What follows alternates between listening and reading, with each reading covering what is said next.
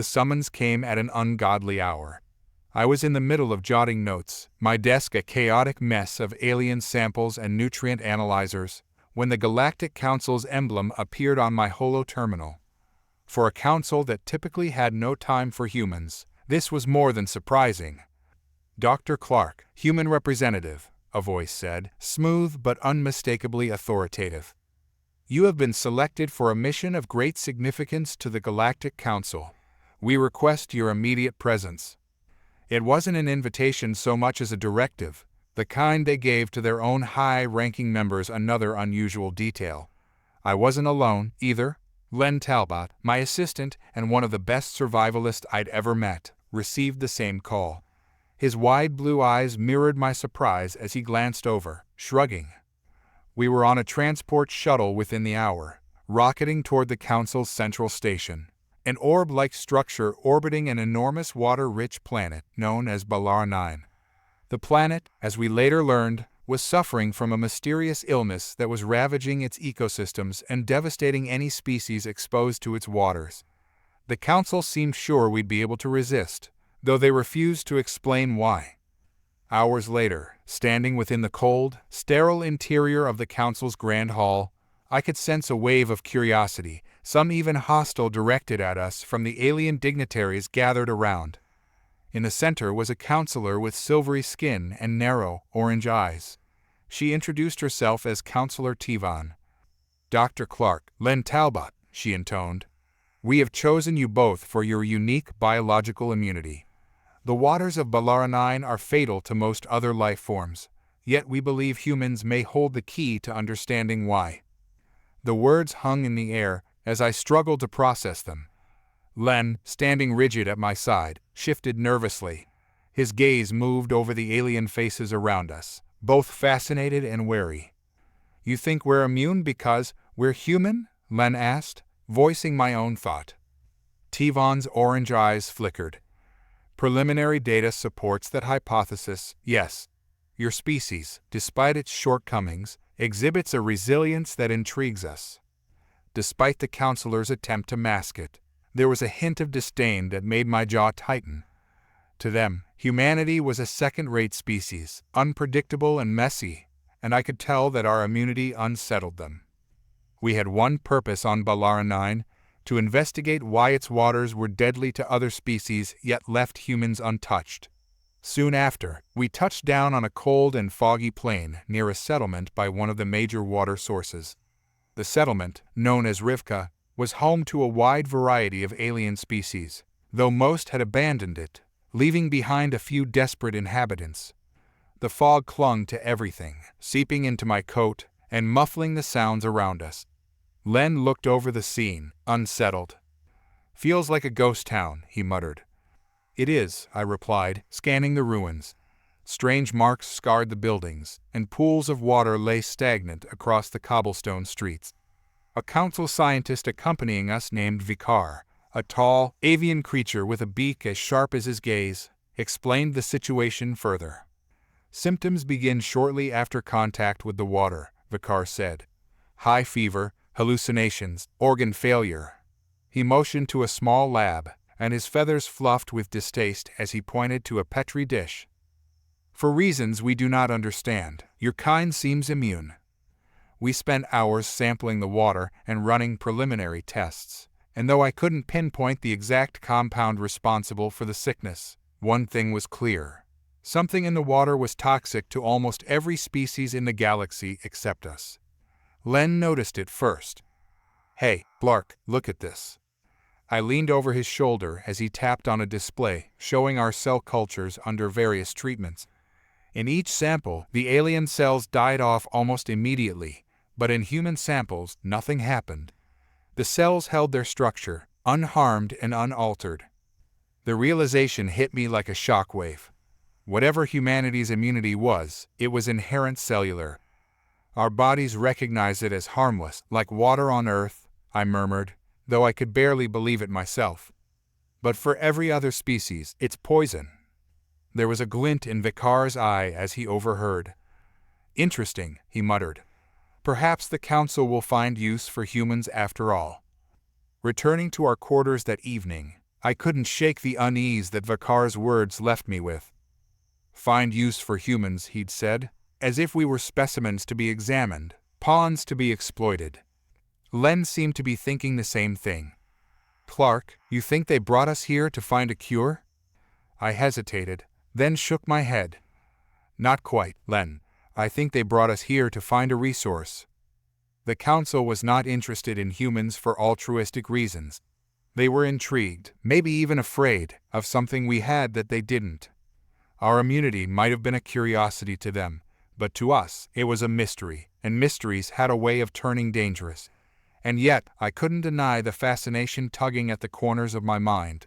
What could make us immune to something so lethal to others? The next morning, we were summoned again, this time to a council laboratory filled with rows of strange machines humming with alien energy. Vakar had been replaced by a new scientist, a soft-spoken medic named Nala, who greeted us with an air of caution. "You two are remarkable," she said, her eyes tracing our movements as though trying to unravel a puzzle. "The Council does not take human visitors lightly." "So I've noticed," I replied, my tone sharper than intended. Nala raised a feathered brow, but said nothing, leading us to a series of equipment lined along a wall. She requested blood samples, skin cells, even hair strands. My instincts screamed at me to resist, but Len stepped forward, rolling up his sleeve.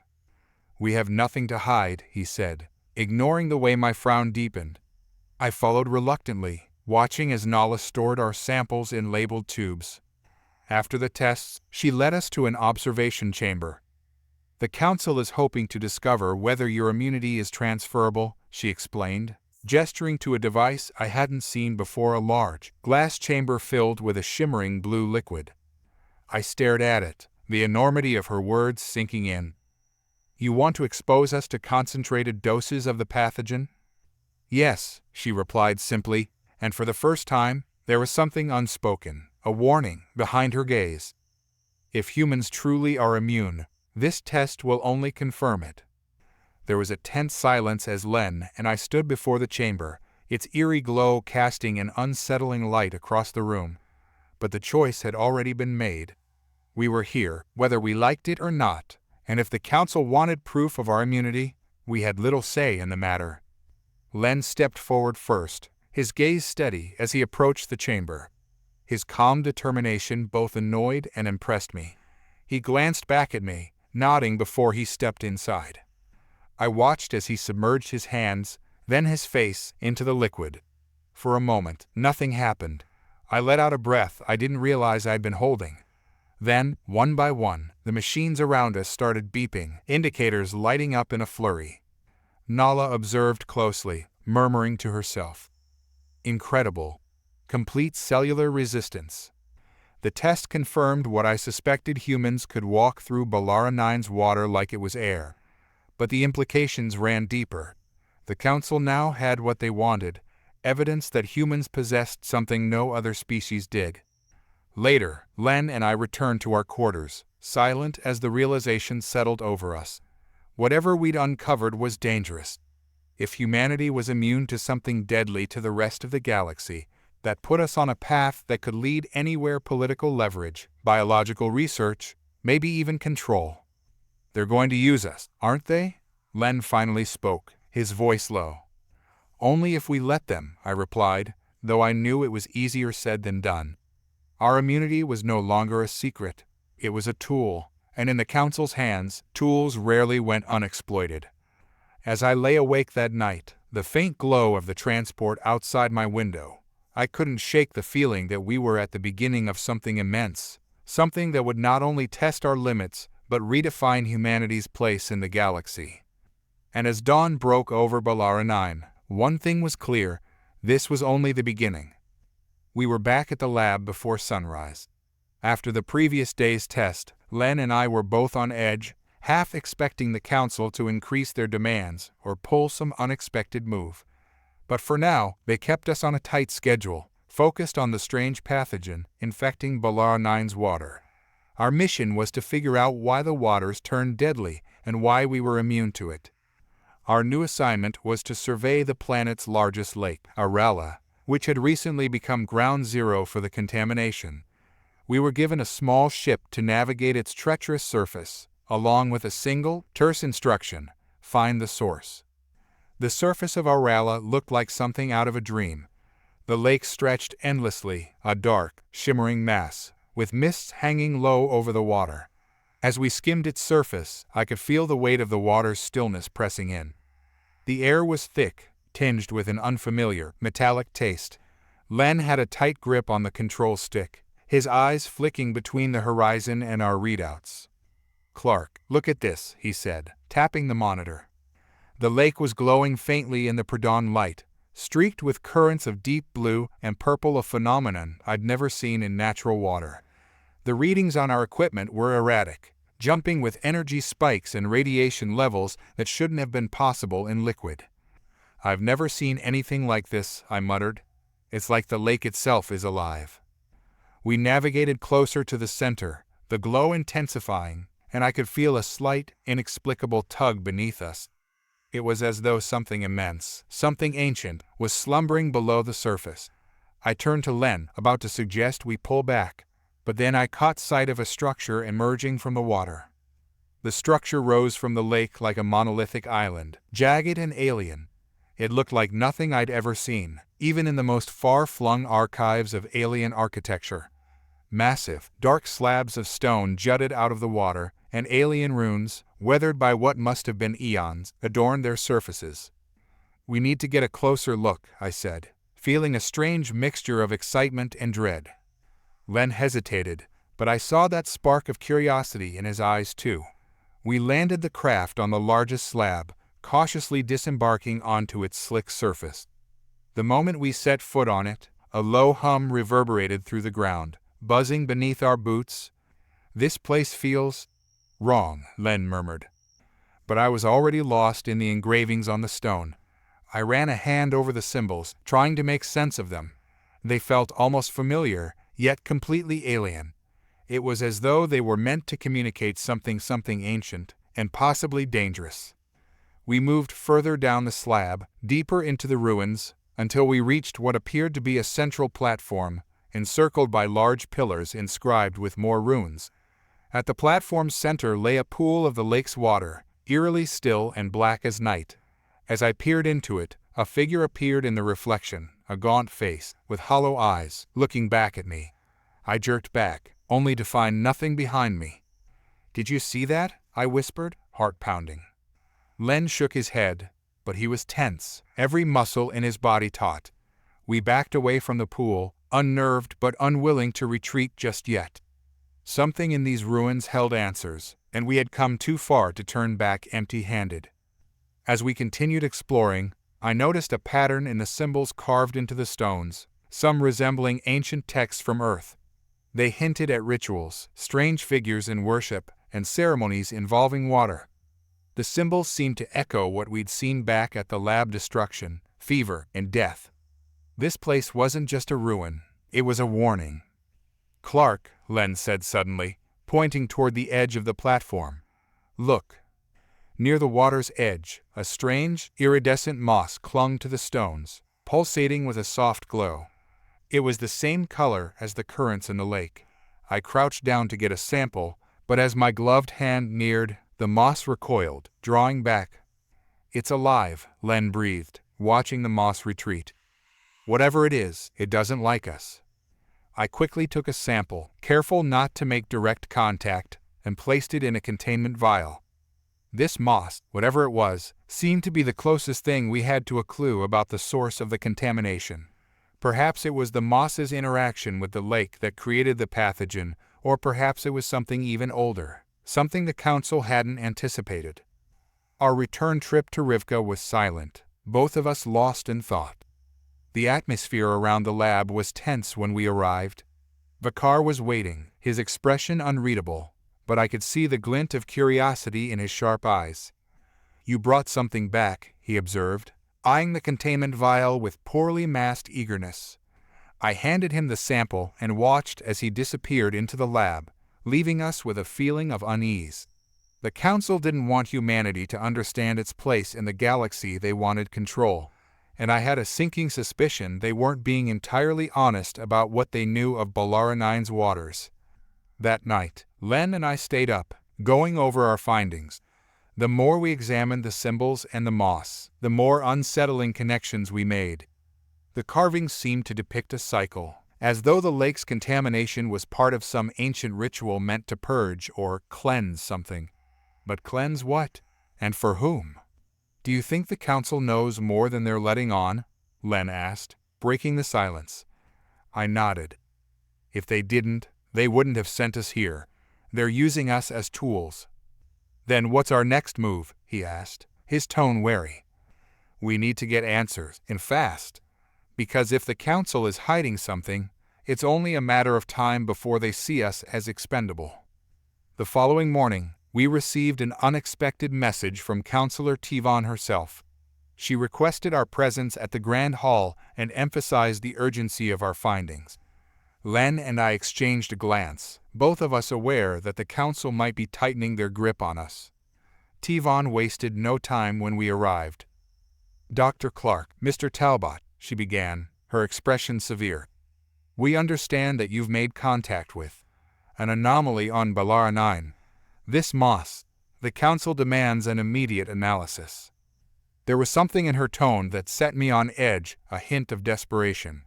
It was clear they wanted more than answers. They wanted control. "We believe the contamination is connected to the ancient ruins submerged in Aurala," I replied, choosing my words carefully. "The moss appears to be a carrier for the pathogen, and it only reacts with certain species, but humanity seems unaffected." I saw a flicker of something in her expression, anger, maybe even fear. "Continue your research," she said sharply, dismissing us without another word. As we left, I caught Len's eye. They know more than they're telling us, and whatever it is, they're scared of it. Back at the lab, I dove into the moss analysis, running every test I could think of. Len kept watch, standing guard by the door in case Vicar or another council member tried to intervene. Hours passed in silence, the hum of equipment filling the room, until I finally noticed something strange in the moss's structure. It wasn't just a plant, it was a bioengineered organism, designed to interact with certain compounds in the water, compounds only present on Balara-9, and there was more. Embedded within its cells was a fragment of a code, a signature of sorts that seemed to match something within our own DNA. "Len, take a look at this," I said, pulling him over. He peered at the screen, his brow furrowing. "Are you saying? This moss is designed to affect anything that doesn't share our genetic markers?" I nodded slowly, the realization settling over us both like a storm cloud. The council hadn't just found a dangerous pathogen, they'd found a relic of something much older, a weapon, perhaps, from an era when humans weren't alone in the galaxy. If the council realizes we're piecing this together, Len trailed off, his face pale. "They won't let us leave," I finished, my heart pounding. We had stumbled upon something far bigger than ourselves, something that linked humanity to this deadly water, something the council wanted buried. We were no longer just scientists or explorers. We were now part of a dangerous game, and if we wanted to survive, we'd have to play it carefully. Because whatever secrets were hidden in Balara-9's waters, the council would do anything to control them and us. The lab was silent, but the tension between Len and me was electric. We knew we were being watched. Every move, every word felt like it carried weight, as though a single misstep could pull us into the council's clutches for good. The moss sample, with its embedded code that seemed so close to human DNA, had become our lifeline and our greatest danger. Vicar, the council's primary scientist, hadn't returned since we began our analysis, and that was a good sign. It gave us time to run tests on the moss sample. If there was one thing I was certain of, it was that the council feared what we were close to discovering. It was late, and the lab's dim lights cast shadows on the walls. Len was asleep on a cot in the corner, and I worked quietly, piecing together fragmented data from the moss's genetic markers. As I traced the sequence, something new caught my eye, a faint pattern repeating across each sample. It looked like a map, a pattern that hinted at connections between ancient human genes and those of alien origin. I was about to wake Len when the doors swung open. Counselor Tivon stepped inside, her eyes like ice as they flicked over the lab, then fixed on me. "Dr. Clark," she said, her voice carefully measured. "I trust the analysis is proceeding without incident." Her tone was calm, but I could sense the subtle edge beneath it. Tivon wasn't here to encourage us. She was here to remind us that we were working under her terms. I nodded, not daring to reveal our findings yet. "We've made some progress, Counselor," I replied, keeping my tone neutral. "The pathogen in the water seems biologically engineered, though its origins remain unclear." She tilted her head, her gaze sharp. Biologically engineered. Fascinating. I could tell she was fishing for information. Whatever this pathogen was, it had been placed here deliberately by a civilization advanced enough to create something lethal for most species, but harmless to humans. And Tivon wasn't about to let us hold on to answers without oversight. "Clark," she said after a pause, "the Council values your work, but we cannot afford delays. This is a matter of security." Her hesitation told me enough. The Council had known about this link between humanity and the pathogen long before we'd arrived. I exchanged a quick glance with Len, who was now awake and watching Tivon closely. After she left, Len and I spent hours running simulations and decoding the moss's structure, gradually unraveling its secrets. It was clear now, the pathogen wasn't just lethal by accident. It was designed as a failsafe, a built-in defense mechanism triggered by the presence of alien life. "So, this pathogen was created to protect something," Len muttered, turning the idea over in his mind. "But what?" As we pored over the data, a terrifying thought struck me. What if it's not protecting the lake or this planet? What if it's protecting us? He looked at me, startled. "You're saying this thing was designed to keep non-humans away from Balara 9? "Not just Balara 9, I replied, heart pounding. "From whatever's buried beneath it. The ruins in the lake, the strange symbols, everything was connected. Somewhere beneath those ancient waters was a buried relic, an artifact that was dangerous enough for someone to create a living defense mechanism, an entire lake armed with a pathogen. And humanity, perhaps once linked to it, was immune. The more we uncovered, the clearer it became that we couldn't trust anyone, not even our own data. Every file, every analysis felt like it could be weaponized against us.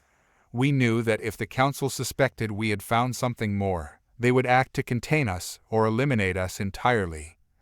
We had no choice. If we wanted answers, we'd have to go back to the lake. The next night, we returned to the shores of Aurela, under the guise of conducting further analysis on the water's properties. The mist hung low, the lake calm yet strangely watchful, like a predator lying in wait.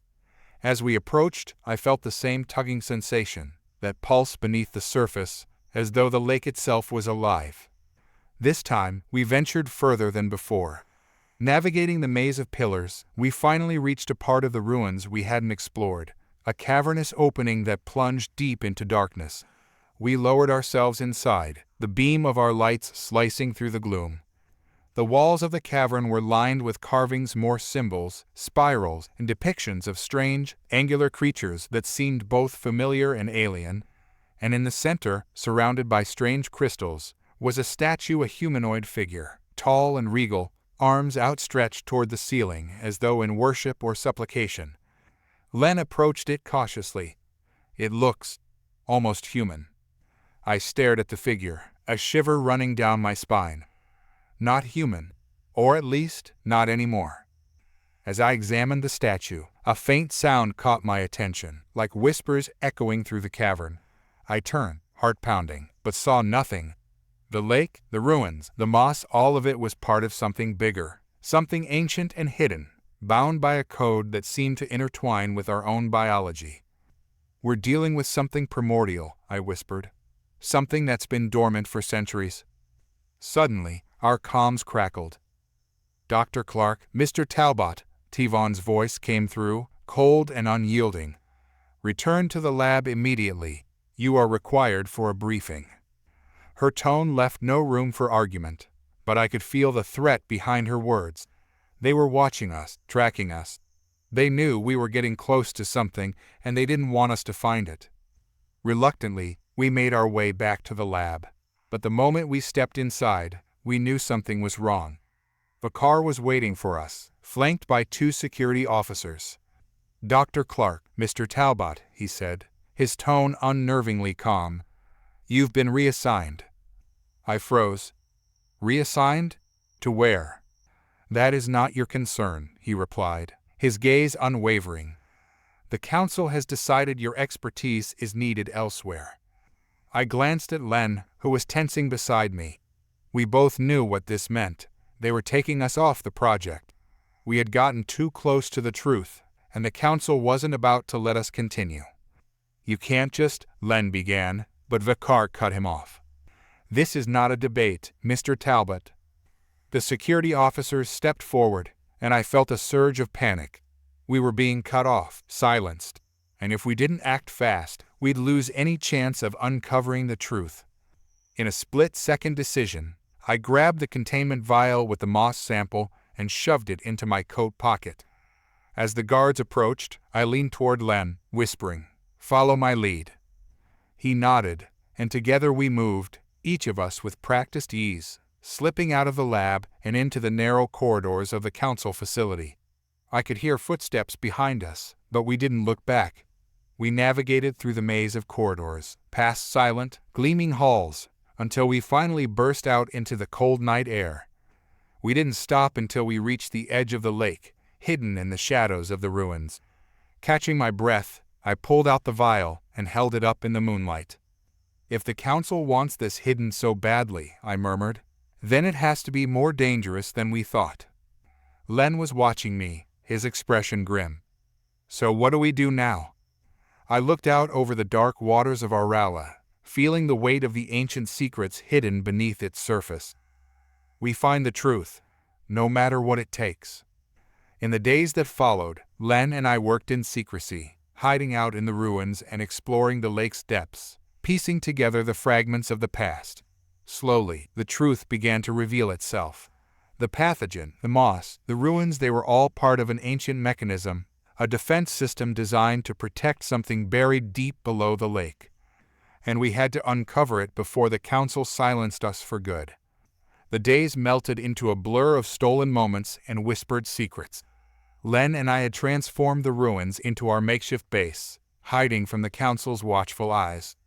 Each night, we delved deeper into the secrets of Aurala, hoping to uncover the truth buried beneath the lake's still surface. Every time I gazed into the water, I felt that pulse, the lake's heartbeat, thrumming with ancient power.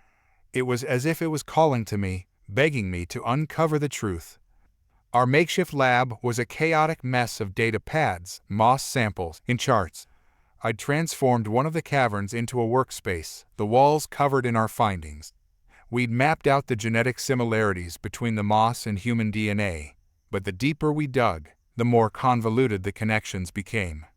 "It's like trying to decipher an alien language," Len said, frowning at the data pad in his hands. "There's a structure here, but it's so complex." "We need to break it down," I replied, tapping a finger against my chin. "Maybe we should focus on the ancient carvings we found. They might hold the key to understanding what the moss is protecting." Len nodded, his brow furrowing with determination. "Let's head back to the statue. There has to be more to it." We made our way back to the cavern that housed the statue. The air grew cooler as we descended, and the oppressive darkness wrapped around us like a cloak. This time, armed with data pads and a light source, we scrutinized every detail. The statue loomed large, its features both familiar and haunting. I traced the outline of its face, searching for any clue that could help us understand its significance. "Look at this," Len called out, pointing to a series of markings on the base of the statue. "These patterns, they seem to match the ones in the lake's moss." I crouched down beside him, excitement bubbling in my chest. The symbols were a language of their own, intertwining in a way that felt almost alive. It was a map, a guide to something buried deep below. "We need to translate this," I said, adrenaline surging through me. If we can decode it, we might discover what this moss is guarding. Hours passed as we worked feverishly, our minds racing to piece together the puzzle. The cavern felt alive with energy, the whispers of the past echoing around us as if urging us to continue.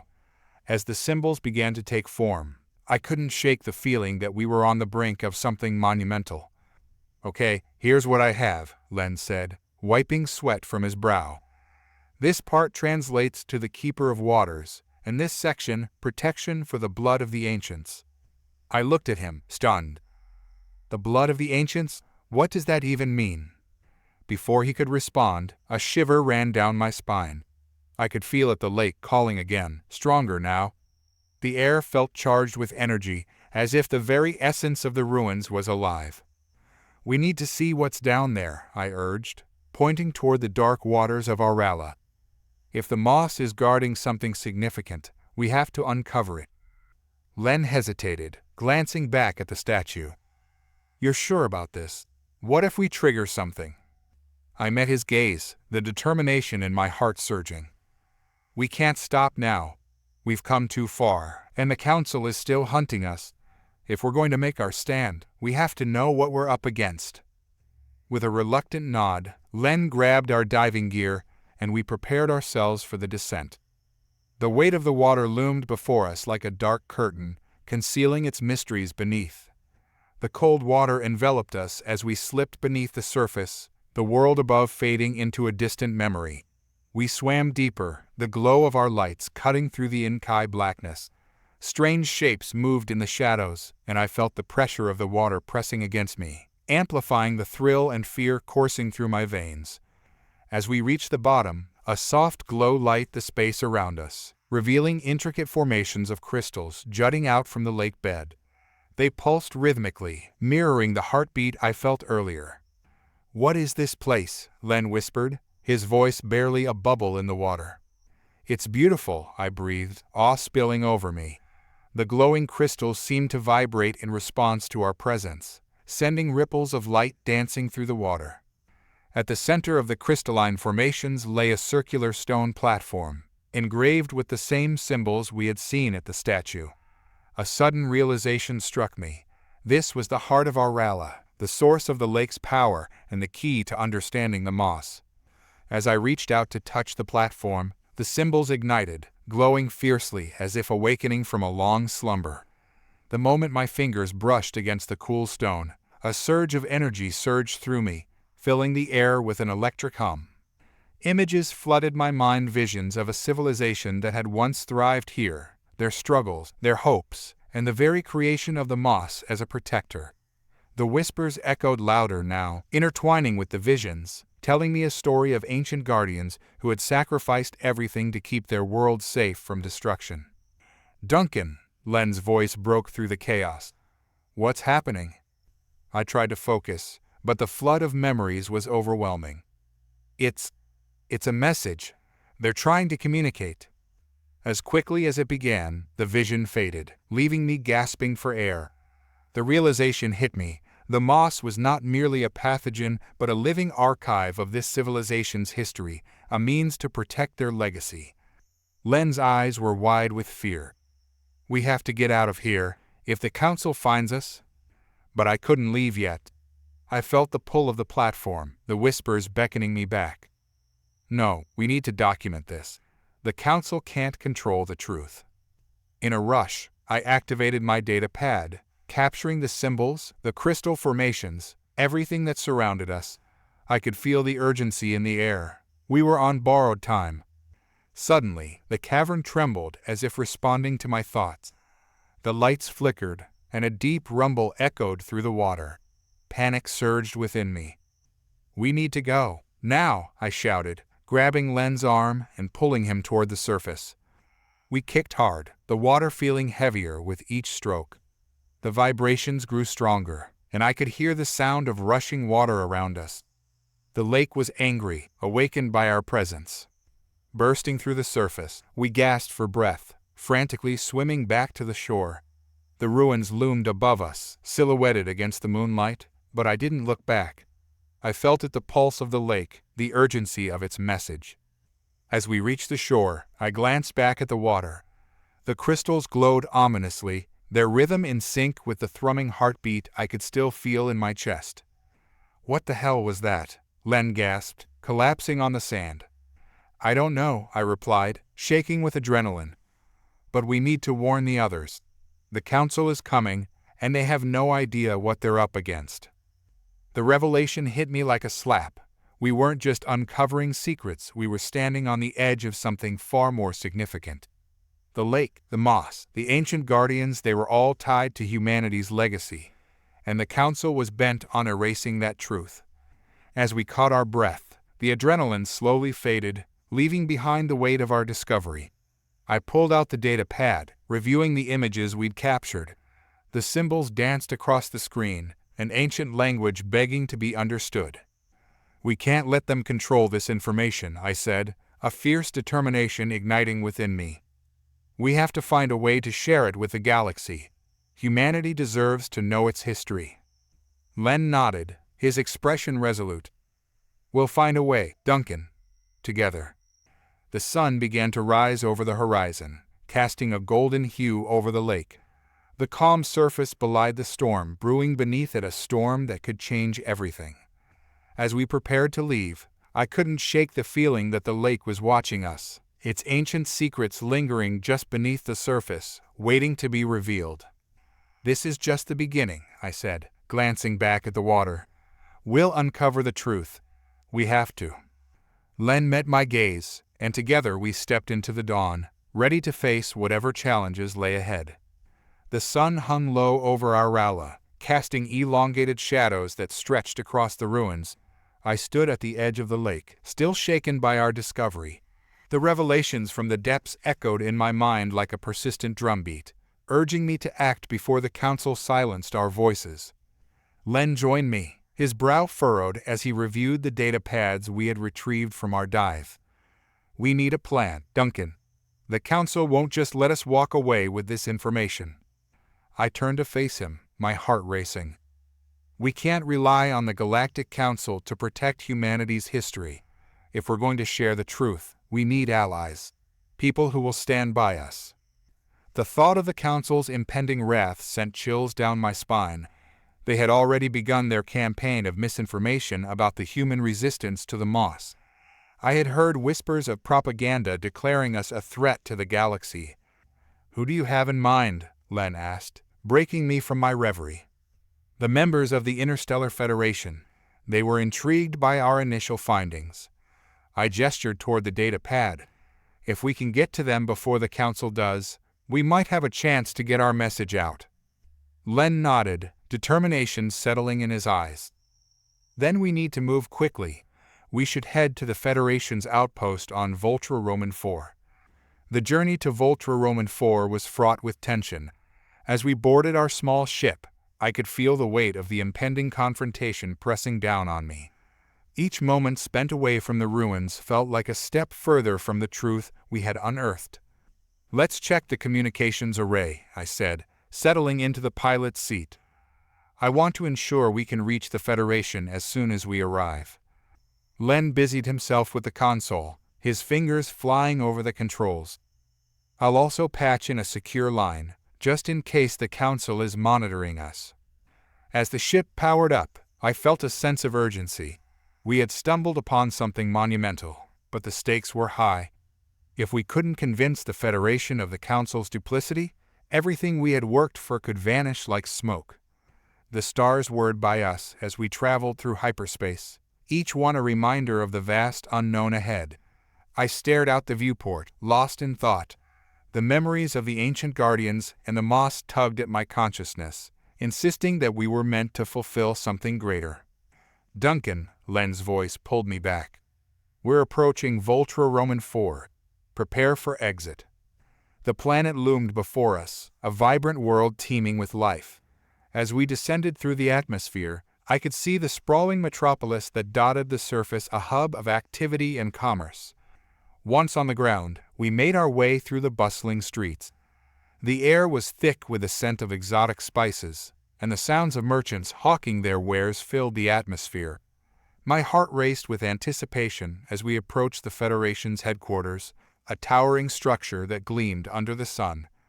"Remember, we need to be persuasive," I reminded Len as we stepped through the glass doors. "These people are going to be skeptical. We need to show them the data we've collected." Inside, the lobby buzzed with activity. Representatives from various species conversed animatedly, their conversations melding into a cacophony of sound. I felt a mix of excitement and apprehension. We were about to confront the very beings who held the power to change our fate. We approached the receptionist, a tall, slender being with iridescent skin. "We'd like to speak with a member of the council regarding urgent matters concerning the human population." The receptionist raised an eyebrow, her fingers dancing across a holo keyboard. "I can schedule an appointment for you, but it may take some time." "We can't wait," I insisted. "We have critical information regarding the council's activities." Before she could respond, a figure emerged from the crowd, a stocky alien with a vibrant crest atop his head. His sharp features softened as he approached us. "Duncan Moffat, is it? I've heard whispers about your recent findings." "Yes, Counselor Rithar," I said, feeling a surge of hope. "We need to speak with you immediately. It's about the moss and what we discovered in the ruins of Arala." Rithar's eyes narrowed, the curiosity in them palpable. "Follow me. We can discuss this in my office." As we navigated through the corridors of the Federation building, I felt a sense of urgency prickling at my skin. The stakes were incredibly high, and the council's shadow loomed large. What would Rithar think when we revealed the truth? Once inside his office, he gestured for us to sit. The walls were adorned with intricate tapestries depicting the history of the Federation. It was a stark reminder of the importance of knowledge and the responsibility that came with it. "Now, what is this urgent matter?" he asked, leaning forward, his interest piqued. I activated the data pad, projecting the images of the moss, the crystals, and the ancient symbols onto the wall. We uncovered evidence that the moss is not a pathogen, but a living archive, a guardian of the knowledge of an ancient civilization. Rithar studied the images, his expression unreadable. "And you believe this knowledge poses a threat?" "The Council is manipulating the narrative to vilify humanity," Len chimed in. "They're spreading misinformation to maintain control. If we don't act, they will bury the truth." The counselor leaned back in his chair, the weight of our words hanging in the air. "Your claims are substantial, but how do you plan to back this up?" I glanced at Len, feeling the pressure building. "We have data that connects the genetic similarities between the moss and human DNA. We believe there is a way to safely harness its properties." Rithar remained silent for a moment, contemplating our words. The room felt heavy with anticipation, each second stretching into eternity. "If what you say is true, then it could change everything," he finally replied, a hint of intrigue in his voice. "But I will need more than just your word. I need tangible proof." "We can take you to Arala," I suggested, my mind racing with possibilities. "We can show you the ruins, the moss, and the crystals. You'll see for yourself." Rithar nodded slowly, his interest igniting. "That may work. However, we must move swiftly. If the Council catches wind of your discoveries, they will stop at nothing to silence you." "We're ready for whatever they throw at us," I declared, confidence surging within me. "We've faced their threats before." As we finalized the details of our journey, I couldn't shake the feeling of impending danger. The Council was already on our tail, and time was running out. If we didn't act quickly, the truth could be lost forever. Once we set our plan into motion, Rithar summoned a small team of Federation scientists. Together, we prepared for the journey back to Arala, a mix of excitement and trepidation coursing through me. "This is it," Len said as we gathered our gear. "If we can show them the truth, it could shift the balance of power." "And if we fail?" I asked, the weight of our mission pressing down on me. "Then we'll go down fighting," Len replied, his resolve unwavering. As we boarded the ship, I took one last look at the bustling streets of Voltra Roman IV. I felt a surge of hope mixed with fear, hope that we could change the narrative and fear of the Council's retaliation. The ship lifted off, and as we soared into the vastness of space, I knew we were on the brink of something monumental. The echoes of the past were drawing closer, and soon we would either uncover the truth or lose everything. As we entered hyperspace, I couldn't shake the feeling that the ancient guardians were watching us, their spirits woven into the very fabric of the universe. It was as if they were urging us onward, reminding us of the importance of truth and legacy. "We'll get through this, Duncan," Len said, sensing my unease. "We're doing this for everyone." "I know," I replied, the fire of determination igniting within me. "We'll uncover the secrets of the moss and show the galaxy who we truly are." The stars streaked past us as we journeyed toward Aurela, each one a reminder of the stakes at hand. We were risking everything to protect humanity's legacy, and I was determined not to fail. With each passing moment, the echoes of the past grew louder, intertwining with our future. And as we closed in on the ruins, I knew we were ready to face whatever awaited us beneath the surface of the lake. As we descended toward the ancient ruins of Aurela, anticipation tingled in the air like static electricity. The vast lake glimmered beneath us, the water concealing secrets older than the Galactic Council itself. I sat at the helm of our ship, hands gripping the controls tightly as Len reviewed the data for the umpteenth time, his focus unwavering. "Duncan," he said, breaking the silence, "if we can prove the moss is a sentient entity, we can change everything. But the Council is not going to let that happen easily." "I know," I replied, casting a glance at the familiar landscape below. The ruins loomed closer, a reminder of our shared mission and the dangers that awaited us. We need to be ready for anything. The ship touched down on the soft earth near the lake's edge, and we disembarked with a sense of urgency. The Federation team had gathered their equipment, their eyes filled with a mix of excitement and trepidation. I could sense their hesitation. They were about to step into the unknown. "Gather around," I called, my voice steady despite the nervous flutter in my chest. "We have one chance to uncover the truth. The moss has been waiting for us, and we need to approach this carefully." Len adjusted his gear, his expression serious. "We need to locate the original site where we first encountered the moss. It will have the highest concentration of the biological samples."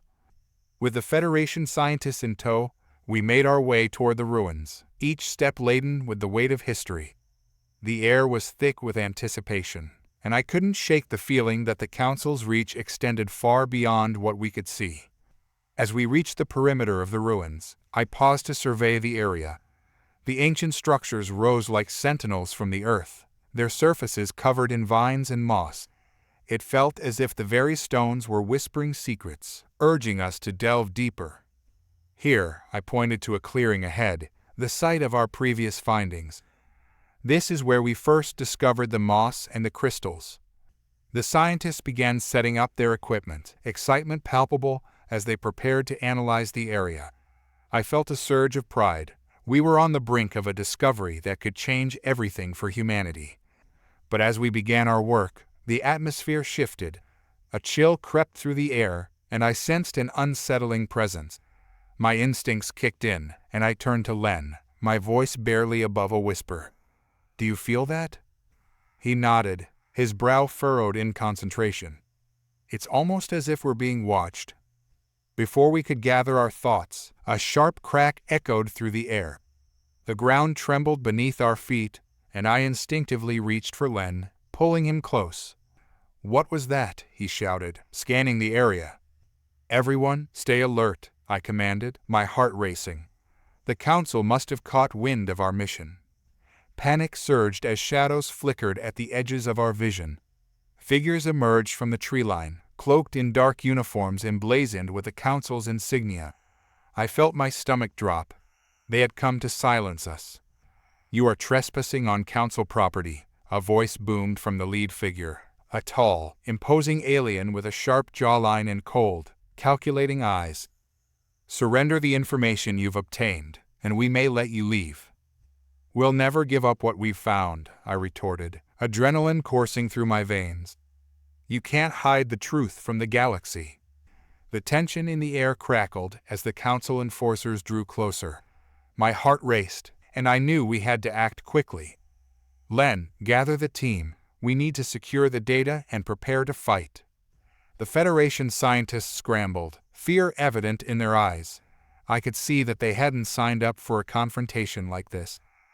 "We're here for the truth," I shouted, urging them to focus.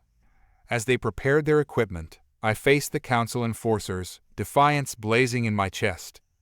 "You can't intimidate us. The truth will come out, one way or another." The lead enforcer stepped forward, his expression unwavering.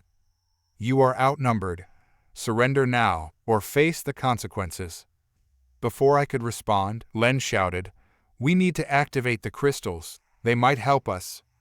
I quickly nodded, remembering the pulsating energy we had witnessed before. "Yes, everyone, focus on the crystals. We need to channel their energy." As the scientists rushed to the crystal formations, I turned back to the enforcers, feeling the tension escalate. The air shimmered with energy, and I could see the council's resolve wavering. They hadn't expected us to harness the power of the moss. "You think you can control that energy?" the enforcer sneered. "You have no idea what you're dealing with." "Neither do you," I shot back. "This is more than just moss. It's a guardian of knowledge." Suddenly, a surge of light erupted from the crystals, light the area with a radiant glow. The energy pulsed through the air, resonating with the essence of the ancient guardians. It felt as if the very spirit of Aurala had awakened. The enforcers stumbled back, eyes wide with shock. "Fall back, retreat," their leader commanded, panic creeping into his voice. With the tide turning, I turned to the scientists. "We have to focus this energy. Use it to protect yourselves." The crystals hummed with power, and the energy surged around us, forming a barrier. The council enforcers hesitated, their composure crumbling as they witnessed our unexpected resilience.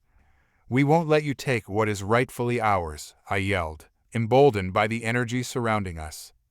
As the barrier flared, I could see fear etched on the faces of the enforcers. They hadn't anticipated the strength of our determination or the power of the moss.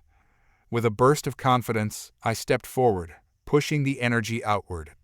The light enveloped the enforcers, causing them to recoil. "This is just the beginning. We will reveal the truth." As the enforcers stumbled back, I felt a rush of adrenaline. We were standing up against a force that had sought to suppress us, and we were not backing down. The lead enforcer shouted for reinforcements, but it was too late. The energy from the crystals surged forward, pushing them back as the barrier expanded. "Duncan, now," Len shouted, his voice a beacon of clarity amid the chaos. I nodded, my mind racing with possibilities.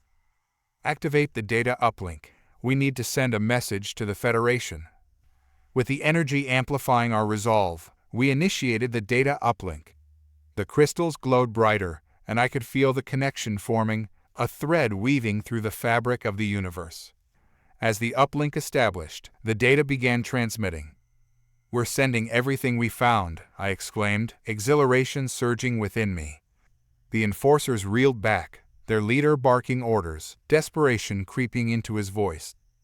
"Fall back, we can't allow them to escape." But as the uplink completed, the energy shifted. A wave of understanding passed through me, and I could feel the ancient guardians surrounding us, urging us to embrace our destiny. The council enforcers, now panicked and desperate, retreated into the shadows, their threats fading into the distance. "We did it!" Len cheered, adrenaline coursing through his veins. "We actually did it!" The realization of our victory washed over me, but I knew it wasn't over. The council would regroup, and our fight was far from finished. "We need to prepare for their retaliation," I said, my voice steady despite the exhilaration bubbling within. "We have the truth on our side, but we need to remain vigilant." The Federation scientists nodded, newfound determination glinting in their eyes. Together, we had harnessed the power of the moss and the crystals, proving that we were not to be underestimated. As we packed up our equipment, I couldn't shake the feeling that we had only scratched the surface. The echoes of the past still resonated within me, and I knew that our journey was just beginning.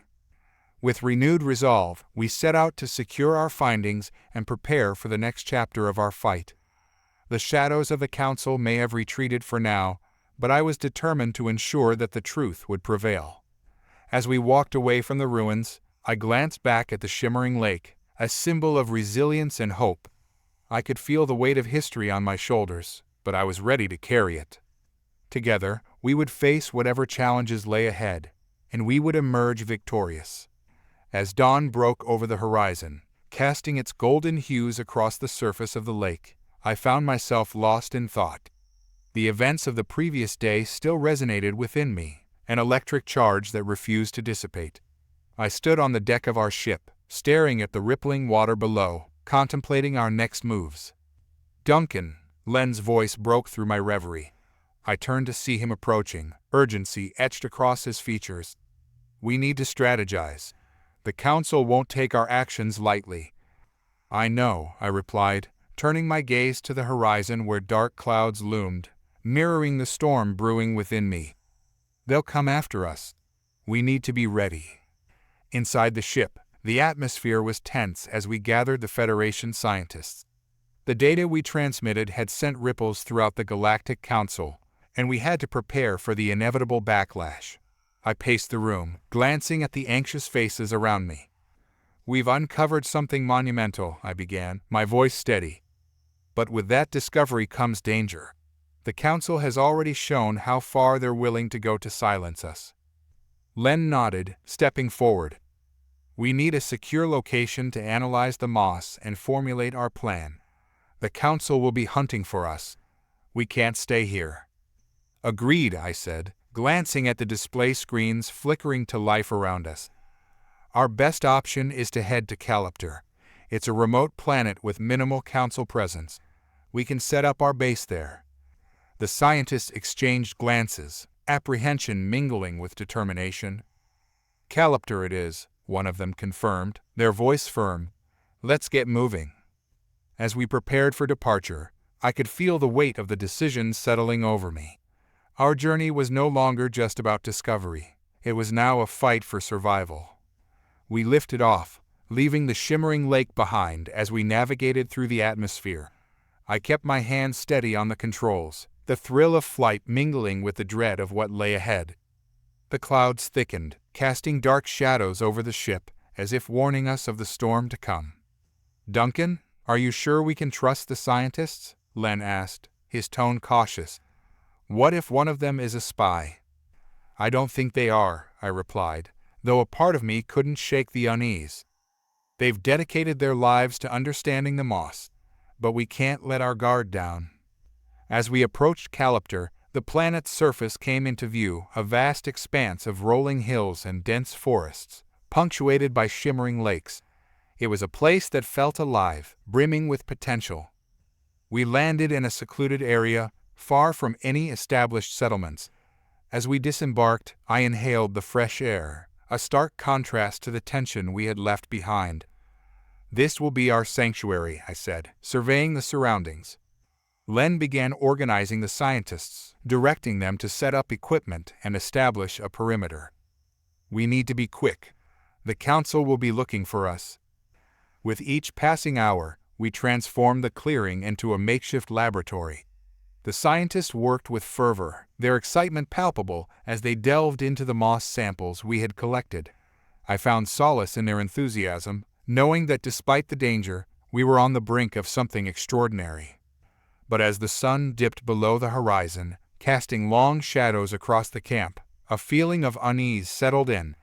I could sense the change in the air, a shift that warned of impending conflict. "Len," I called, pulling him aside. "We need to establish a watch. I don't trust that the Council won't send someone after us." He nodded, his expression grave. "I'll organize shifts. We can't let our guard down."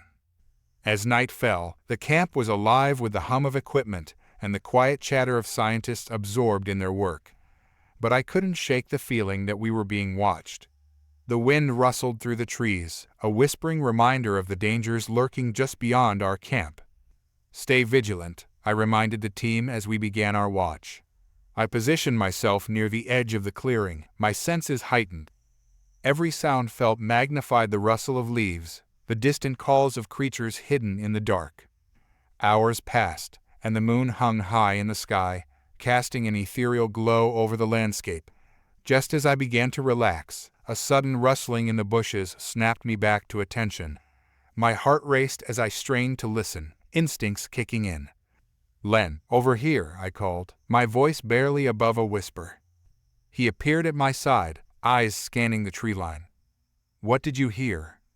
"I'm not sure," I replied, adrenaline coursing through my veins. "But we need to be ready." Suddenly, a group of figures emerged from the shadows, cloaked in darkness. My blood ran cold as I recognized the uniforms of the Galactic Council. "Everyone, prepare for confrontation," I shouted, adrenaline surging through me. Len quickly rallied the scientists, their fear palpable as they scrambled for safety. "We need to hold our ground," he urged, determination etched on his face. The council enforcers stepped forward, their leader smirking as they advanced. "You thought you could escape us, humans? Your defiance will only lead to your downfall." "We'll never back down," I shouted, my voice steady despite the fear coursing through me. "You won't silence us." The tension was electric as both sides prepared for battle. The enforcers lunged forward, but before they could reach us, the energy from the moss surged to life around us. "Now," I commanded, channeling the energy through the crystals we had collected. A brilliant light erupted, creating a barrier that pulsed with the strength of the ancient guardians. The council enforcers halted, confusion flickering across their faces as they stumbled back, caught off guard by the raw power emanating from us. "Retreat!" their leader shouted, desperation creeping into his voice. "Fall back, they're not to be underestimated." As the enforcers retreated, the energy surged higher, encasing us in a protective cocoon. My heart raced with exhilaration as the barrier glowed brighter, a testament to our resilience. "We did it," Len cheered, his face lit up with victory. But the celebration was short-lived as I realized the weight of what lay ahead. This isn't over. The council will regroup, and they won't stop until they silence us for good. We gathered together, the scientists rallying around me as the reality of our situation set in. "We need to push forward," I said, determination swelling within me. "We have the power of the moss on our side. We can't let fear hold us back." As we settled back into our camp, a new resolve filled the air. I could feel the energy coursing through us, a reminder that we were not alone in this fight. We were guardians of the truth, and together, we would face whatever challenges lay ahead. With the storm gathering around us, I understood that our fight was just beginning. We would not just defend ourselves, we would forge ahead and reveal the truth to the galaxy, no matter the cost. The atmosphere buzzed with anticipation as dawn broke over Galactic, bathing the landscape in hues of orange and gold. I stood on the ridge overlooking our camp, the scent of damp earth and blooming flora mingling in the cool morning air. Our victory against the council enforcers had bolstered our spirits, but I knew we were still in the eye of the storm. "Duncan," Len's voice echoed behind me, pulling me from my thoughts. He approached, urgency etched into his features. "We need to discuss our next steps. The council won't take their loss lightly." I nodded, turning to face him. "We've bought ourselves some time, but we can't afford to relax. They'll regroup and come back stronger." Gathering the team around the central table in our makeshift lab, I could see the flicker of determination in their eyes. We had to harness the power of the moss, not just for our survival, but to share its potential with the galaxy. "We need to establish our next move," I began, my voice steady. "The data we collected on the moss is our best weapon. If we can unlock its secrets, we can turn the tide against the council." Len nodded. "We need to focus on how the moss enhances human immunity. That knowledge could make us invaluable allies for other planets facing similar threats." As the scientists rallied to their tasks, I felt a renewed sense of purpose. We were no longer just hiding from the council, we were pioneers in a battle for our future. The moss was our key to survival and potentially our ticket to allies in the galactic community. Hours passed as we worked tirelessly, extracting and analyzing samples of the moss. The glow of the crystals pulsed in rhythm with the energy flowing through our camp, a reminder of the power we wielded. But just as we began to make headway, an alarm blared throughout the camp. "We've got movement," one of the scientists shouted, his eyes wide with panic. "It's the council, they're coming." Panic surged through the camp as we scrambled to our posts, the weight of impending confrontation heavy in the air. I took a deep breath, grounding myself. "Len, organize the defense," I commanded, my voice rising above the chaos. "We need to prepare for whatever they throw at us." He nodded, springing into action as I raced to the perimeter, adrenaline pumping through my veins. As I took my position, I could see the council's ships descending from the sky like ominous shadows. They had come in full force, and this time they wouldn't make the same mistakes. I gripped the control panel, feeling the pulse of energy from the crystals around us. "Ready yourself," I shouted to the scientists, my heart racing. "We'll need to combine our energy to create a stronger barrier this time." The scientists quickly gathered, their faces a mix of fear and determination. We formed a tight circle, channeling our energy into the crystals. The air crackled as the barrier began to form, a shimmering shield enveloping our camp. The first wave of council enforcers landed with a thud, their leader stepping forward, a smug grin plastered across his face. "You really thought you could escape us? We're not here to negotiate this time." "You don't understand what you're up against," I shouted back, my voice filled with conviction. "We've unlocked something incredible, and we won't let you take it." He chuckled, motioning for his team to advance. "Then prepare to be crushed." The council launched their attack. Energy blasts light the darkening sky. I focused on the barrier, pouring every ounce of strength into maintaining its integrity. The pulsating energy felt alive, pushing back against the onslaught. "We need to hit them back," Len shouted, frustration evident in his voice. I glanced at the scientists, their determination igniting a fire within me. "On my mark, we'll channel the energy into a counterstrike. Ready." "Ready," they responded in unison, their voices steady despite the chaos. 3, 2, 1, now, I commanded, and we unleashed a wave of energy that surged forward, colliding with the council's attack.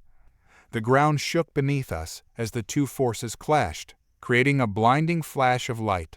I squinted against the brilliance, my heart pounding as I fought to maintain focus.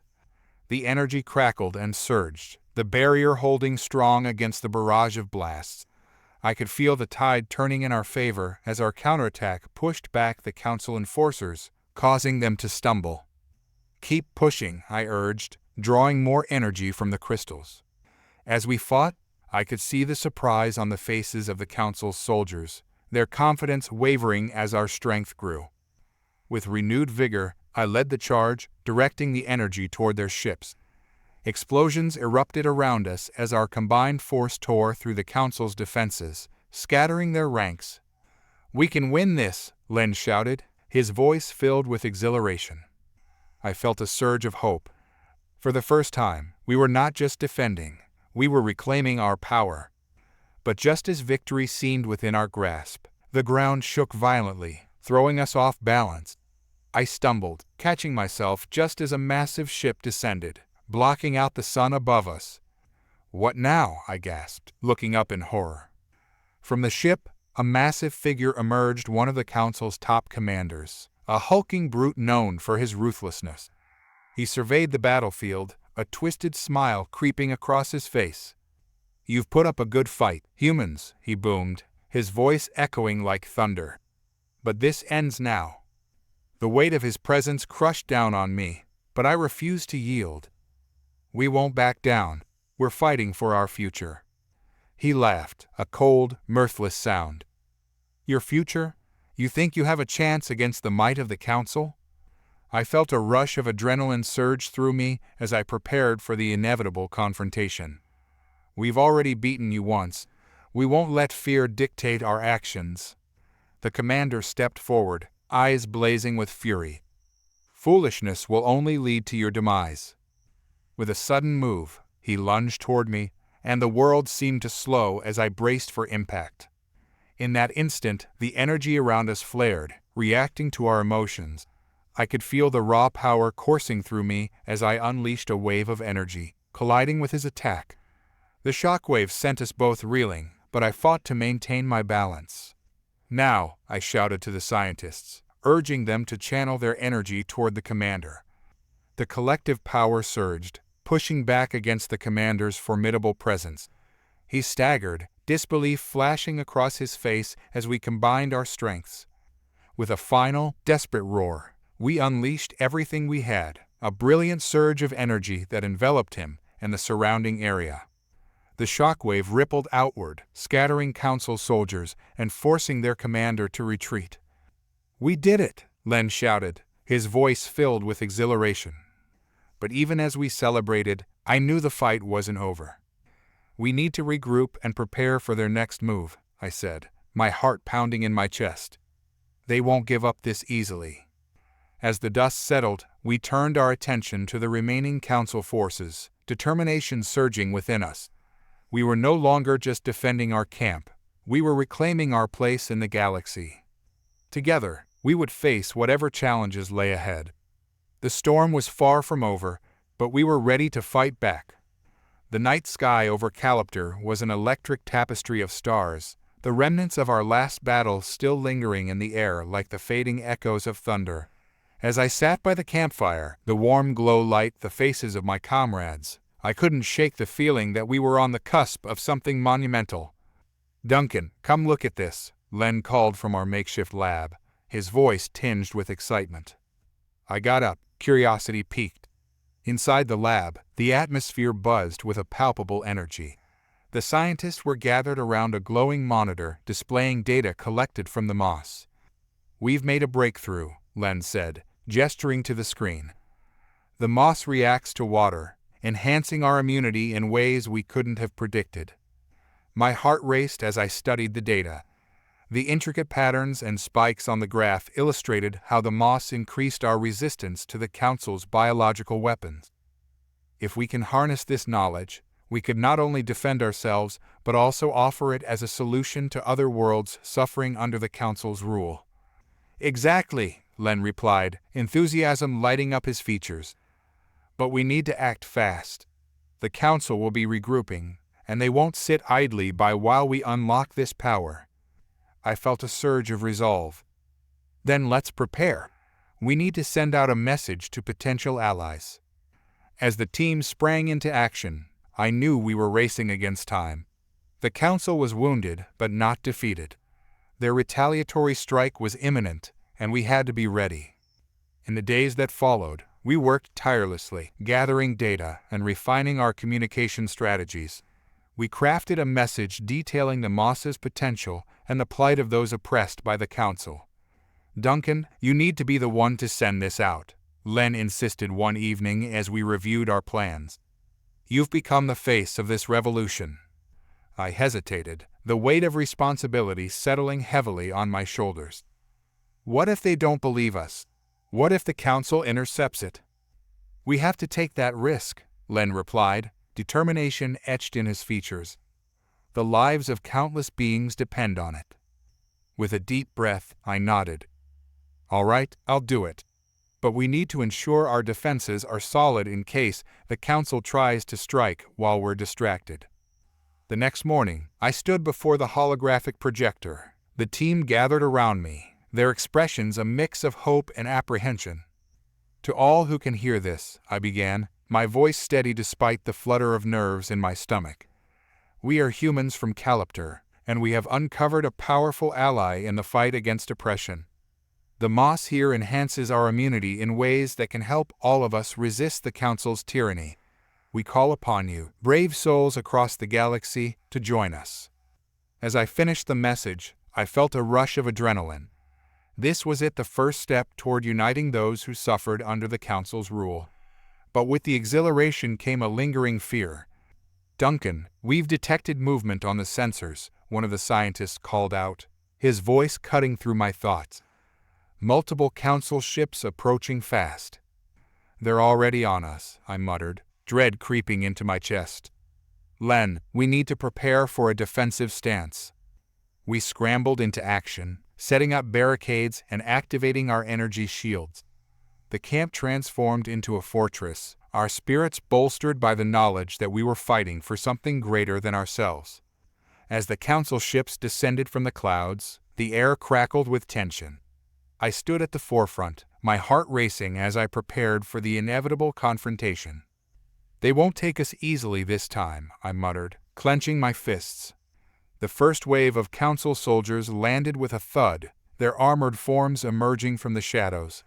Their leader stepped forward, a familiar face that sent a chill down my spine, one of the commanders from our previous encounter. "You should have known better than to provoke us, humans," he sneered, his voice dripping with contempt. "You've meddled with forces you cannot comprehend."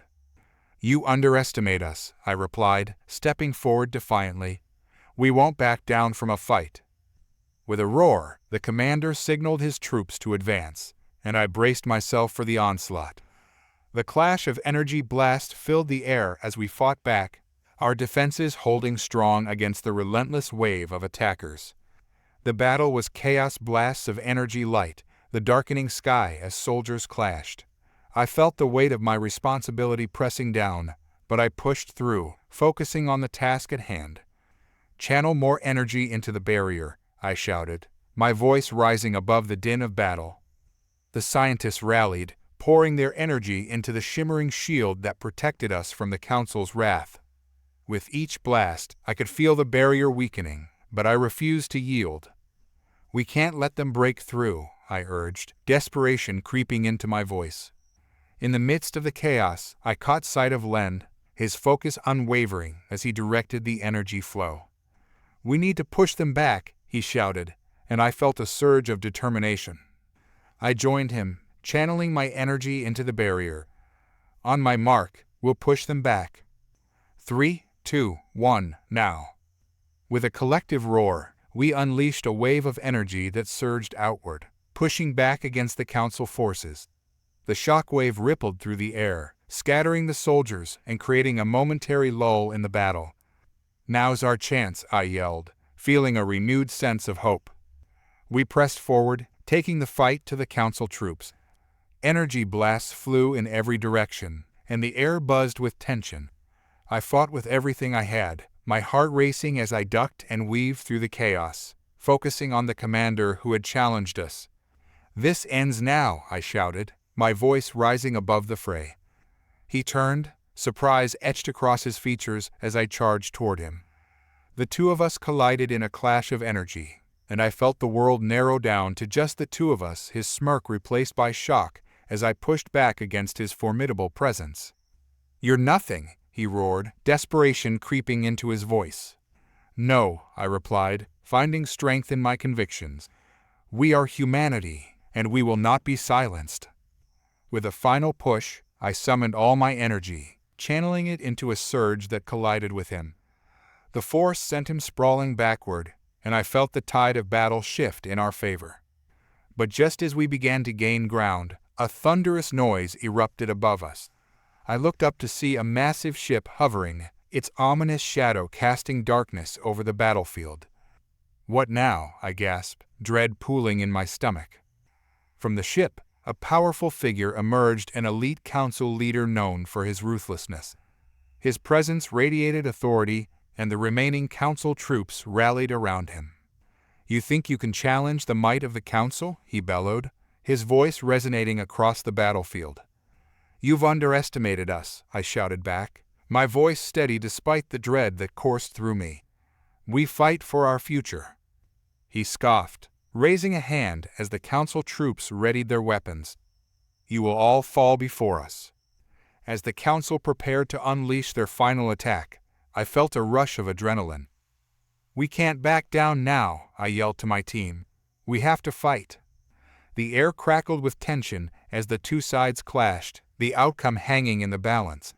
With every ounce of strength, I pushed forward, determined to protect what we had built. And then, as if in response to our desperation, A brilliant light erupted from the moss, light the battlefield. The energy surged, enveloping us in a protective cocoon. I could feel the power radiating from the crystals, amplifying our resolve. Together, I shouted, and we channeled our energy into one final push. The light surged forward, crashing into the council troops like a tidal wave. The shock of our combined strength sent them reeling, and I felt a surge of hope. "We can do this," I cried, my heart pounding as we pressed our advantage. The council soldiers faltered, their unity breaking as we fought back with everything we had. In that moment, we became more than just a group of rebels. We were humanity, united against a common enemy. As the battle raged on, I felt the tide turning in our favor. Together, we could face the storm and emerge victorious. With renewed determination, I led the charge forward, ready to seize our destiny. The council had underestimated us before, but this time we would show them what humanity was capable of. As the council soldiers faltered, their unity breaking, I pushed forward, feeling the energy of my comrades behind me. The brilliance of the moss amplified our resolve, feeding off our determination as we surged ahead. This was more than just a fight for survival. It was a fight for our identity, for our future, and for every being across the galaxy who had been oppressed by the Council's tyranny. "Keep pushing," I shouted, my voice rising above the chaos. The Council troops were disoriented, and now was our chance to strike. We advanced, our energy shields crackling as we collided with the remnants of the Council's forces. The ground shook beneath us, and the air was filled with the acrid scent of scorched metal and burning debris. Every blast from our weapons resonated with the sheer force of our collective will, and I could see the fear in the eyes of the enemy. "Duncan, to your left," Len yelled, pulling me from my thoughts. I spun just in time to see a council soldier charging at me, energy blade raised. Reacting instinctively, I sidestepped, pivoting to deliver a swift kick that sent him crashing to the ground. "We can't let up," I urged, adrenaline coursing through my veins. The moss's energy surged within me, its effects amplifying my strength and reflexes. I could feel its life pulsing, resonating with my very core. The battle raged on, a chaotic symphony of sounds, the roar of engines, the thrum of energy blasts, and the shouts of soldiers. But amidst the chaos, I focused on the commander, the one who had once underestimated us. He was regrouping with his remaining troops, determination written across his face. "We need to take him down," I muttered to myself, pushing my way through the throng of fighters. As I made my way through the fray, I caught sight of Len again, directing our forces with an energy that was contagious. He looked up and met my gaze, a silent understanding passing between us. "We're not just fighting for ourselves anymore," I thought, determination settling into my bones. "We're fighting for everyone who's ever been silenced." The council commander was rallying his troops, a furious gleam in his eye. "Regroup. We can't let these humans think they can win." His voice rang out, attempting to restore order amidst the chaos.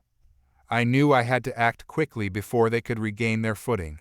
With a surge of adrenaline, I sprinted toward him, my heart pounding. "For Calipter," I shouted, channeling the power of the moss as I leapt into the air, aiming for the commander. The air crackled with energy as I struck, delivering a powerful blow that sent him sprawling backward. He hit the ground hard, momentarily stunned, and I wasted no time in moving to capitalize on the moment. "You've made a grave mistake, human," he growled, scrambling to his feet. "The only mistake was thinking you could intimidate us," I replied, drawing upon the energy within me. The glow from the moss pulsed brighter, and I could feel its essence guiding my movements. As he charged at me, I sidestepped, countering with a swift punch to his midsection. The impact reverberated through my arm, and I followed up with a knee to his face. He stumbled back, shock and anger flashing across his features. I could see the tide of battle shifting.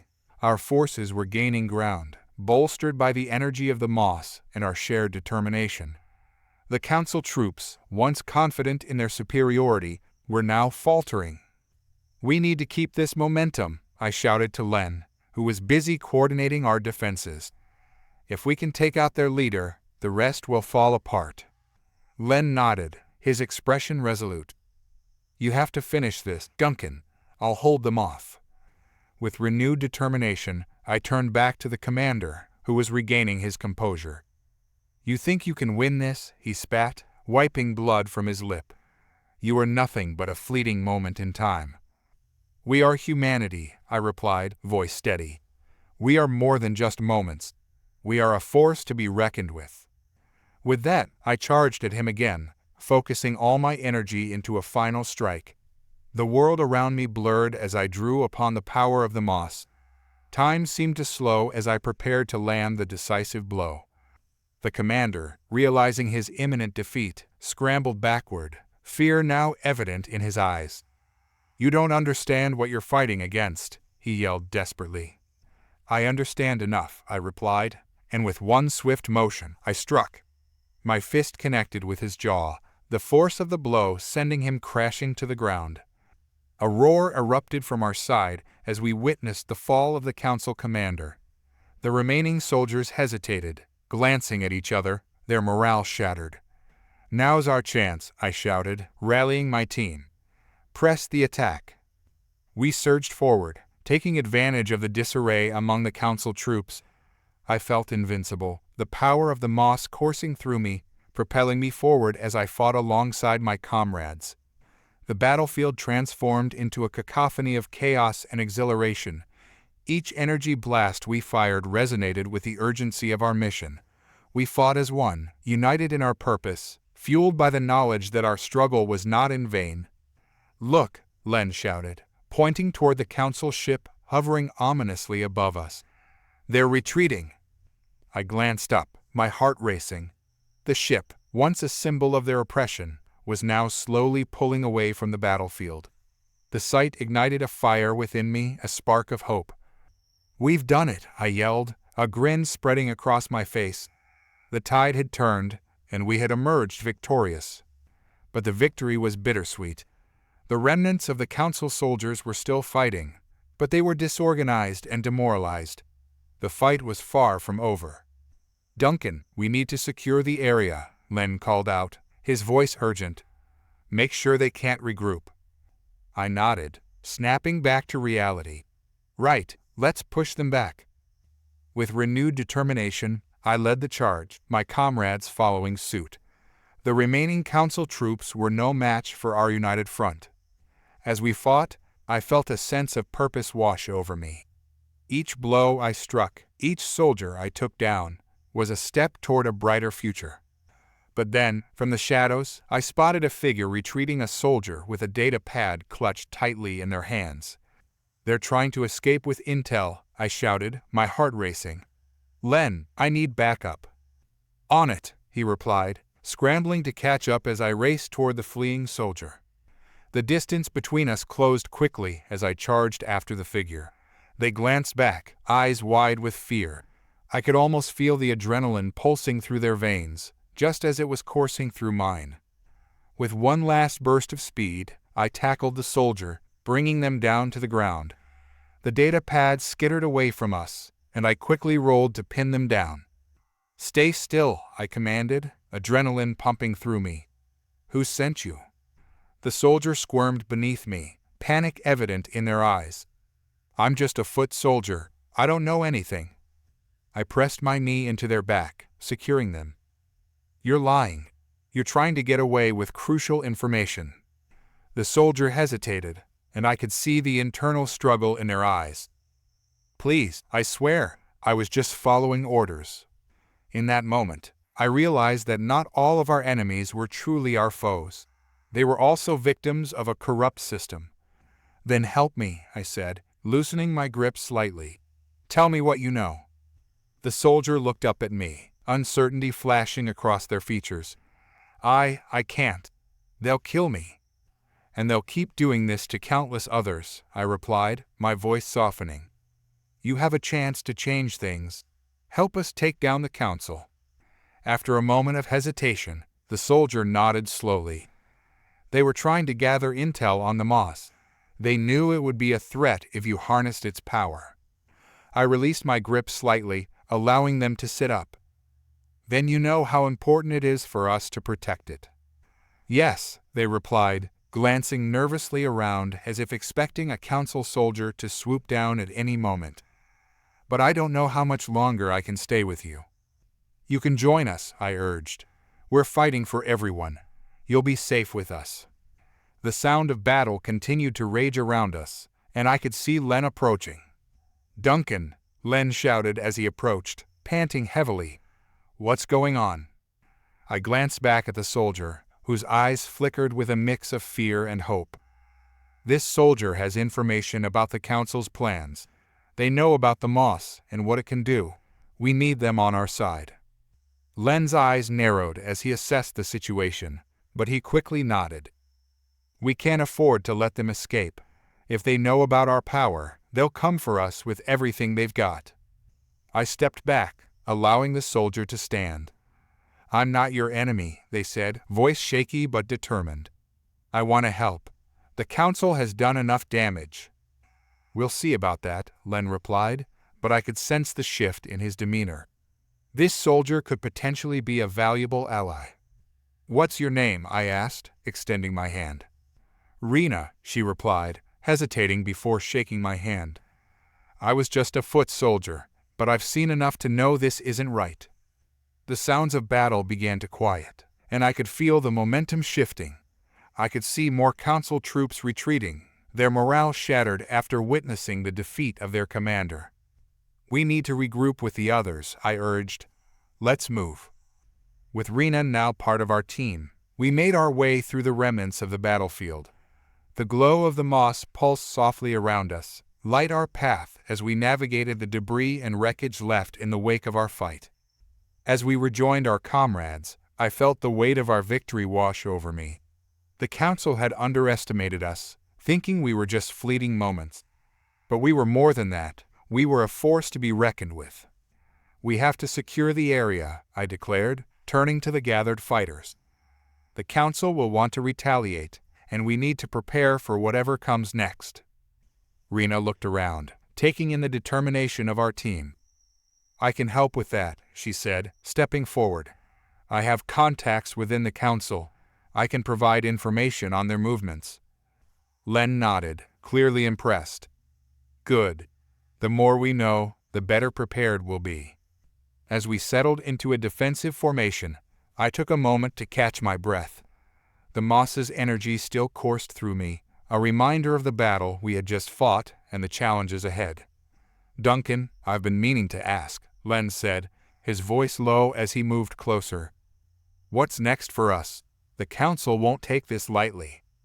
We have to harness the power of the moss, I replied, determination hardening my resolve. It's not just a tool for us to use. It's a symbol of what we can accomplish together. If we can unlock its full potential, we can stand against anything they throw at us. Len's expression shifted, a mix of awe and concern. You really believe that? That we can use this power to unite others? I do, I said firmly. But we need to stay vigilant. This fight isn't just ours anymore. It's for everyone who has suffered under the council's rule. As we strategized, I couldn't help but feel a sense of urgency. Our victory today was just the beginning. I'll scout the area, Rena offered, her newfound confidence evident. I know the routes they take and the best places to hide. Good idea, Len agreed. We'll need eyes everywhere. As she slipped away into the shadows, I turned back to my team. Let's fortify our position and prepare for any incoming attacks. We may have won this battle, but the war is far from over. The hours that followed were a blur of activity. We established a perimeter around the battlefield, using the remnants of the council's equipment to create barriers. Tension hung in the air, and every sound made us jump. Duncan, come here, Len called, beckoning me over.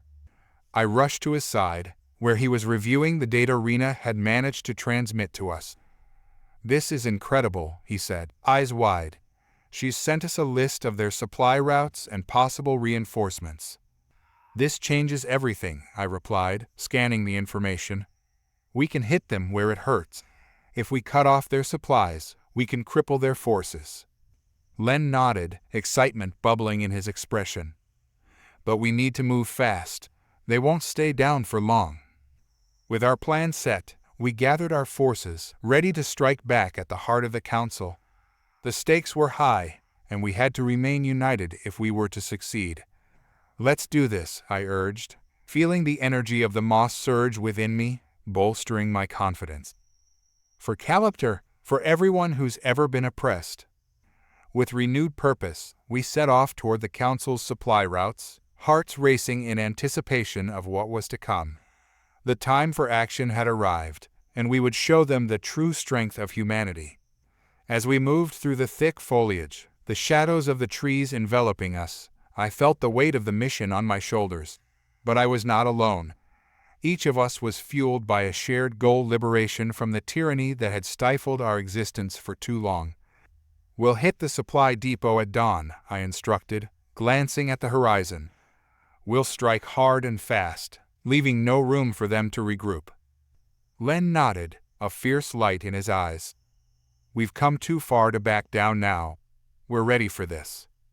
As the first light of dawn began to break, I felt a surge of hope mingled with the ever-present adrenaline. The fight was far from over, but I knew we had the strength to face whatever challenges lay ahead. "For Galactic," I shouted as we moved into position, the battle cry echoing through the trees. The weight of our fight surged through me, and I felt the moss pulsing with energy. "For humanity," our soldiers roared in response, a chorus of voices uniting behind a common cause. We approached the supply depot, where the council's forces were beginning to stir, unaware of the storm about to hit them. My heart raced as we prepared for the assault, a thrill of anticipation coursing through me. "On my mark," I called out, raising my hand as we positioned ourselves around the depot. 3, 2, 1, now," I shouted, and we surged forward, a wave of fury and determination crashing over the council's defenses. The first explosion rang out as we breached the perimeter, the shock of our attack reverberating through the air. I felt the exhilaration of the moment, the taste of freedom on the horizon. As we fought our way into the heart of the supply depot, the energy of the moss surged around me, wrapping me in its vibrant glow. Each strike, each energy blast, felt amplified, and I knew we were no longer just fighting for ourselves. We were fighting for the future of countless lives. "Keep pushing," I yelled, my voice carrying over the chaos as we fought against the council soldiers. They were caught off guard, their organization crumbling as we overwhelmed them with our sheer numbers and determination. "Duncan, watch out," Len shouted, pulling me out of the way just as an energy blast shot past us. I pivoted, countering with a quick jab to the soldiers' midsection before delivering a powerful roundhouse kick that sent them sprawling. "Thanks," I called back, adrenaline spiking. "Let's keep moving." We pushed deeper into the depot, aware that the real prize was yet to come: the resources that would allow us to rally more allies to our cause. As we reached the central chamber, the sight before us left me breathless. Supplies were stacked high, technology humming with potential. But there, at the center of the room, was a data terminal pulsing with light. "That's it," I shouted, moving toward it. "We need that information." Len followed closely, guarding my back as I approached the terminal. "I'll cover you," he said, glancing around the room. As I accessed the terminal, the interface came alive, displaying a wealth of information about council operations, troop movements, and supply routes. I felt a rush of triumph. This was what we needed to turn the tide in our favor. But then, the alarms blared, a shrill sound echoing through the depot. "We need to move," Len shouted, urgency lacing his voice. I quickly downloaded the data onto a portable drive, my heart racing as I worked. The terminal displayed a countdown, and I knew we had mere moments before reinforcements arrived. "Got it," I exclaimed, stashing the drive safely. "Let's go." We turned to leave just as a squad of council soldiers burst through the entrance, weapons drawn and faces filled with rage. "You'll pay for this, humans," their leader shouted, stepping forward. "Not if we can help it," I retorted, raising my weapon as Len flanked me. The fight that ensued was frantic. Energy blasts lit the room as we fought for our lives. I could feel the moss pulsing, its energy guiding my movements as I ducked and dodged, countering the enemy's attacks. Len fought valiantly at my side, his focus unwavering. We were in sync, each move complementing the other as we pushed back against the onslaught. Finally, with one last surge of energy, we fought our way to the exit, bursting through the door just as more council troops began to flood the area. "We need to get to the ship," I yelled, sprinting forward. Len and I dashed across the open ground, dodging blast as we made our way to the waiting ship. Our comrades were already on board, and as we reached the ramp, I turned back to see the chaos we were leaving behind. The depot was engulfed in turmoil, flames licking at the walls as the council's forces tried to regroup. "We did it," Len shouted, a grin breaking across his face as we boarded the ship. "We're just getting started," I replied, feeling a sense of determination wash over me. As we lifted off, I glanced at the data drive in my hand. "This will change everything," I murmured. The pilot, a fellow fighter, nodded in agreement. "We've struck a blow against the council, and now we have the intel to keep pushing back." As we soared into the sky, leaving the chaos of the supply depot behind, I felt the weight of what we had accomplished settle over me. We had fought valiantly and secured crucial resources, but I knew our battle was far from over. "For Calipter," I whispered, looking out at the stars. "For freedom." With Amos as our ally, we were ready to face whatever came next. The council had thought they could extinguish our fire, but we were just beginning to burn bright. As our ship flew toward the horizon, I felt a sense of hope blossom within me. Together, we would rise against the tides of tyranny, stronger than ever. The battlefield lay in ruins, the once dominant forces of the council scattered like autumn leaves before a storm. As I stood amidst the remnants of what had been a fierce confrontation, I felt the air pulse with energy, a lingering effect of our recent victory. The light from the moss flickered, casting an ethereal glow over the scene, a stark reminder of the power we had tapped into. "Duncan!" Len's voice broke through my reverie, urgency lacing his tone. I turned to find him racing toward me, his expression a mix of excitement and concern. "We've received transmissions from our allies. They responded to the message you sent." My heart raced at the news. "What did they say?" Len activated a holographic display, and figures flickered to life above us, representatives from various planets, each one a face of hope amidst the turmoil. "They're on their way," Len said, his voice steady. "They believe in our cause and are bringing their forces to join us." A wave of relief washed over me. Finally, we're not alone in this fight. The holograms flickered, revealing diverse species, some humanoid, others more exotic. Each representative expressed their solidarity, their voices echoing our own fight against the tyranny of the council. "They're bringing ships and resources," Len added. "We can fortify our defenses and prepare for the council's next move." "This is it," I said, my voice firm. "We need to coordinate with them. They're risking everything to stand by our side." As we gathered our team, I felt the weight of leadership pressing down. This was no longer just a rebellion. It was the beginning of an alliance that could reshape the galaxy.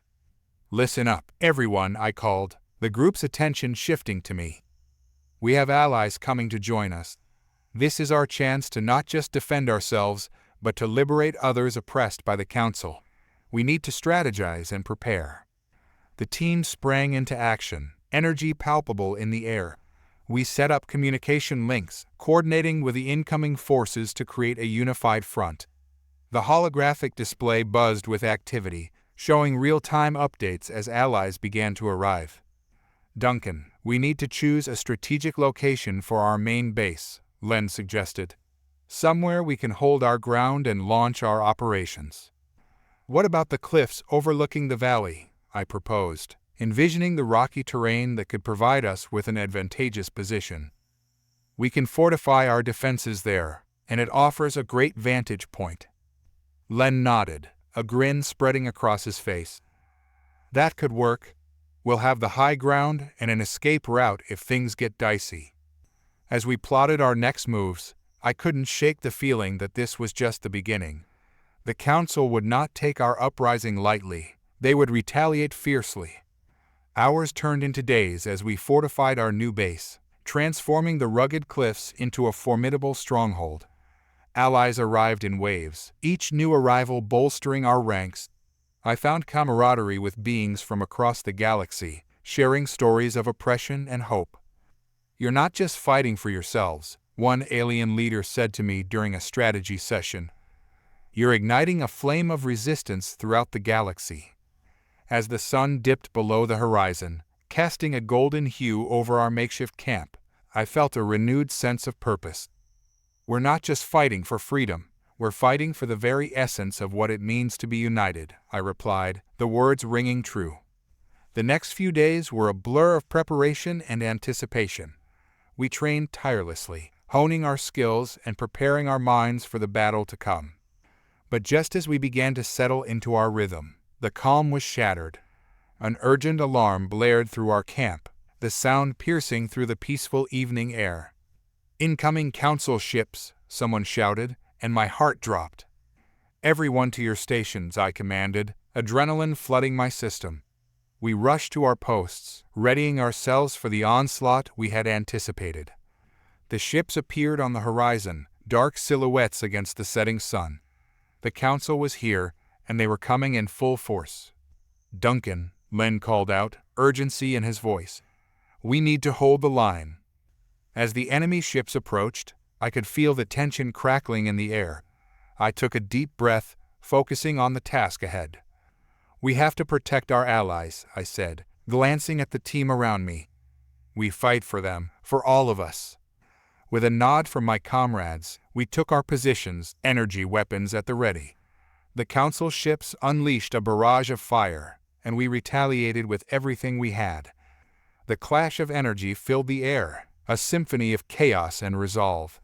I moved with precision, dodging blast as I fired back at the encroaching forces. "Focus fire on the lead ship," I shouted, rallying our forces.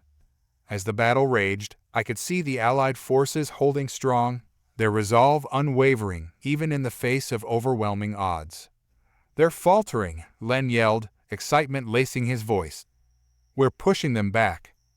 But just as victory seemed within reach, the ground shook beneath us. A massive ship descended from the clouds, its silhouette dwarfing the other vessels. "What in the galaxy is that?" I muttered, my heart sinking. The ship bore the insignia of the Council's elite forces, a harbinger of destruction.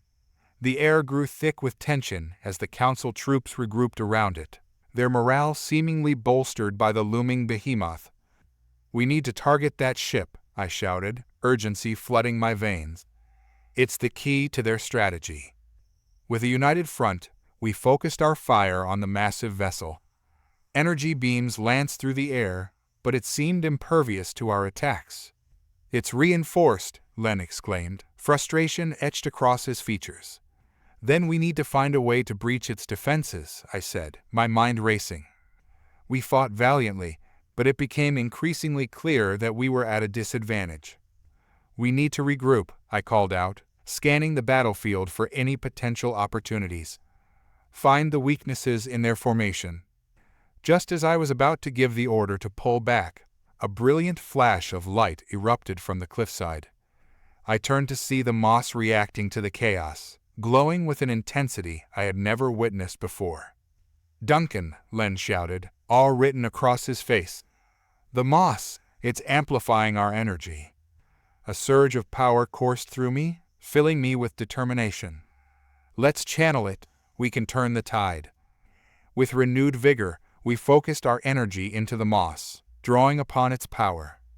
"Together," I roared, my voice rising above the din of battle.